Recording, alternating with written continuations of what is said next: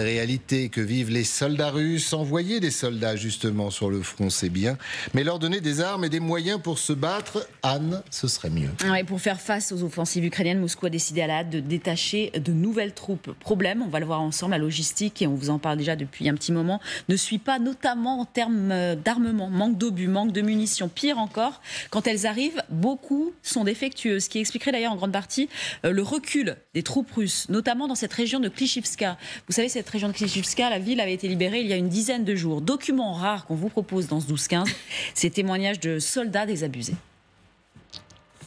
От своих обязанностей не отказываемся, свою службу мы продолжали нести. Боеприпасы ужасные, которые даже не улетают, и которые улетают, они не взрываются. Их нету практически. Да, и их нету. Помощи артиллерии с других.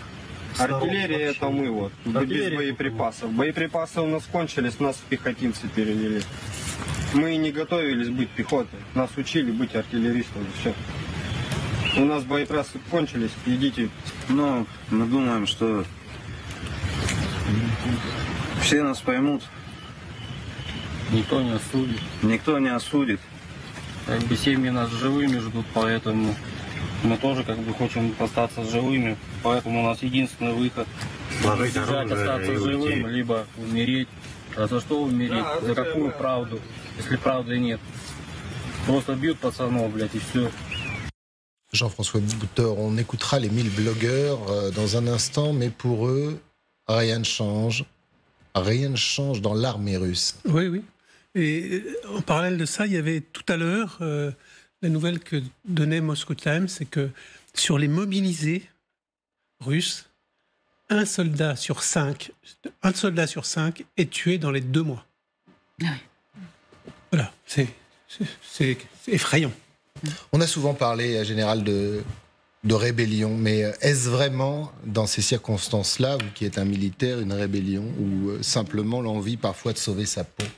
Alors c'est beaucoup plus complexe. Bon, d'abord pour réagir à ce qui vient d'être dit, l'armée américaine, quand elle a débarqué en 1944, était en France, elle avait été dans la même situation.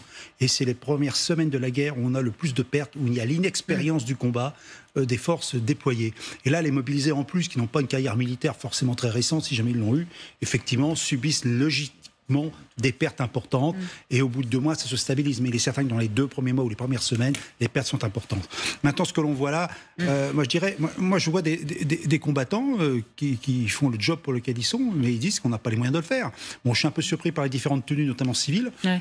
Ça me fait un peu bizarre. Mais enfin, on a eu d'autres vidéos depuis des mois qui sont toujours un peu bizarres. Ceux qui le disent, en fait, on ne nous donne pas les moyens. Nous sommes des artilleurs. Un artilleur, c'est pas un fantassin. Et on leur a donné l'ordre d'être des fantassins. Les fantassins, ça s'apprend. Être fantassin, il y en a peut-être qui l'ont oublié d'ailleurs chez nous aussi. Peut-être qu'on n'en a pas tant que ça. Le fantassin, c'est vraiment l'arme de mêlée qui va au contact, qui réclame une formation spécifique, individuelle, collective, l'emploi d'un certain nombre d'armes particulières, et un artilleur n'est pas fait pour ça. Même si nous, par exemple en France, dans les opérations Sentinelle, on met à pied des artilleurs, mais parce que c'est pas la guerre. Mais en temps de guerre, chacun a une spécificité pour laquelle il a été formé. En l'occurrence, des artilleurs, si c'est pour aller les envoyer au combat, ils meurent tout de suite. Ils n'ont aucune chance de s'en sortir. Et en plus, je dirais qu'il y a quand même plusieurs réflexions. Des munitions défectueuses. Bon, ça arrive dans toutes les guerres, mais à ce point-là, a priori, c'est grave. Et puis quand même... Wagner, déjà, s'en était plein. Il disait qu'il n'y en avait pas, surtout. Oui, mais voilà. Celles qu'il recevait étaient défectueuses. Donc il y a un problème évident dans l'industrie d'armement, sans doute, qui n'a plus l'exigence de qualité attendue, compte tenu qu'il faut produire. Et puis quand même, on a les artilleurs, c'est quand même aussi un savoir-faire particulier. Et gaspiller ces artilleurs comme fantassins, c'est pas très intelligent, parce que cette guerre, c'est une guerre d'artillerie quand on regarde bien. 65% à 75% des pertes sont le fait de l'artillerie. Donc mettre des artilleurs à pied comme fantassins, ça veut dire les perdre rapidement et perdre la compétence technique des artilleurs. Alors ces situations critiques vécues par certaines, on dit bien certaines unités russes, parce qu'encore une fois, vous nous rappelez que ça ne vaut pas pour l'ensemble de l'armée russe sur le terrain, elle commence à irriter sérieusement. Et il y en a de plus en plus à Moscou. C'est comme une mauvaise histoire qui se répète en fait. Et c'est bien là le problème pour les 1000 blogueurs russes et autres ultras du régime. Écoutons. À Andrivka, l'ennemi a bien géré la situation d'un point de vue médiatique. En conséquence, nous tentons de manière hystérique de reconquérir les ruines de la ville. Le soutien du renseignement et la planification des actions de contre-attaque sont franchement faibles. Les détachements de forces et les moyens alloués ne correspondent pas aux tâches assignées. Les unités de réserve qui arrivent reçoivent des informations contradictoires et le soutien d'artillerie des groupes d'assaut n'est pas approprié. Ces contre-attaques mal conçues et non soutenues entraînent l'épuisement des ressources disponibles et l'effondrement de nos défenses sur les hauteurs adjacentes. Réquisitoire, Magali, totalement implacable. Et puis là, on n'est pas dans les vues de l'esprit, on n'est pas dans un ressenti, on est sur du fait. Oui, parce que les informations des blogueurs militaires russes, certes, il faut les prendre avec prudence, mais c'est quand même souvent un ressenti du terrain qui vraiment dont il faut tenir compte. Et là, ce qu'ils disent est vraiment... il y a beaucoup de blogueurs militaires qui font le même constat qu'en effet, dans cette région donc, du sud de Bakhmout, avec la reprise de ces 2 hameaux ces derniers jours, les Ukrainiens ont vraiment marqué des points, ont manifestement été mieux organisés, mieux préparés, avec notamment une artillerie plus efficace, des systèmes de brouillage plus efficaces, et qu'en face, les pertes ont été considérables côté russe. C'est-à-dire que ce sont des infos ukrainiennes, mais ce sont 3 brigades qui auraient été en partie décimées. Et l'ISW nous disait hier peut-être 313 morts en un jour du côté de Zaporijia, par exemple. Il faut comprendre dans ce contexte la vidéo qu'on a vue avant de ces soldats russes désabusés qui n'ont pas les moyens de faire face. Alors, ce qui est intéressant dans l'extrait que vous passiez de ce blogueur militaire, c'est qu'a priori, les Russes, enfin le commandement russe, les a envoyés essayer de reprendre les positions, mais de manière, et c'est ce qu'il dit, de manière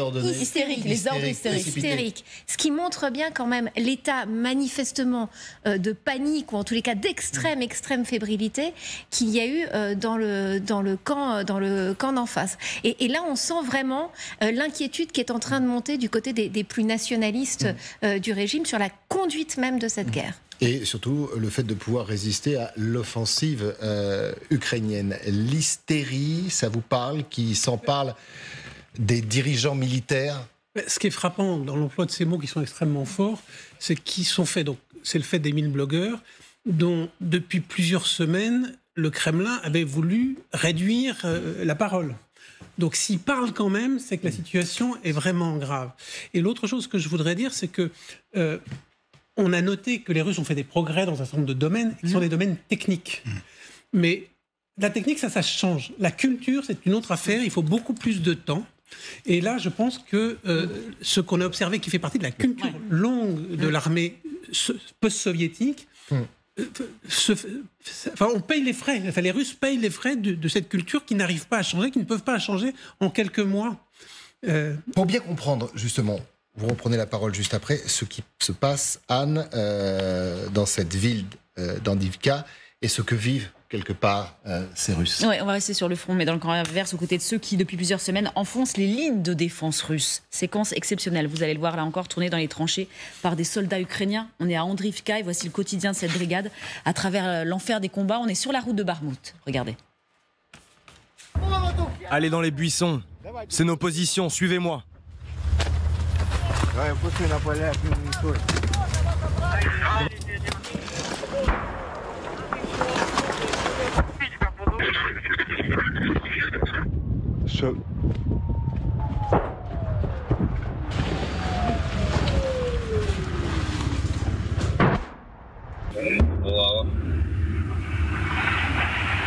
J'adore cet endroit. Tous ceux qui disent que nous avons avancé lentement devraient venir essayer eux-mêmes pour voir une fois. Ils comprendront. Ils pensent que c'est si simple. La guerre est une science et on ne peut pas la gagner simplement avec une arme à feu.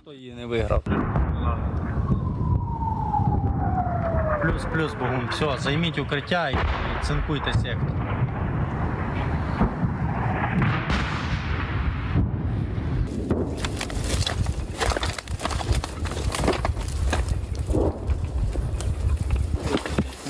Хто? Богун? Да, тільки що вийшов. Тільки що перед вами. Ще.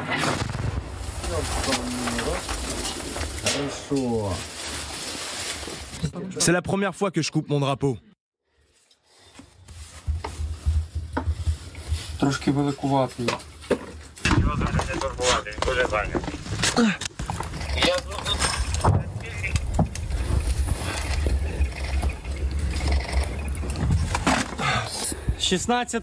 Nous sommes le 16 septembre. La 3e brigade d'assaut a complètement pris le contrôle du village d'Andrivka.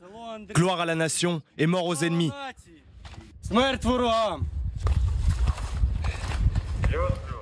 Et vous le verrez dans quelques instants, on repart sur le terrain aux côtés de nos équipes, aux côtés de ces soldats ukrainiens qui combattent sur la principale ligne de front, les troupes russes, des troupes, vous l'avez vu, plutôt mal en point pour le moment.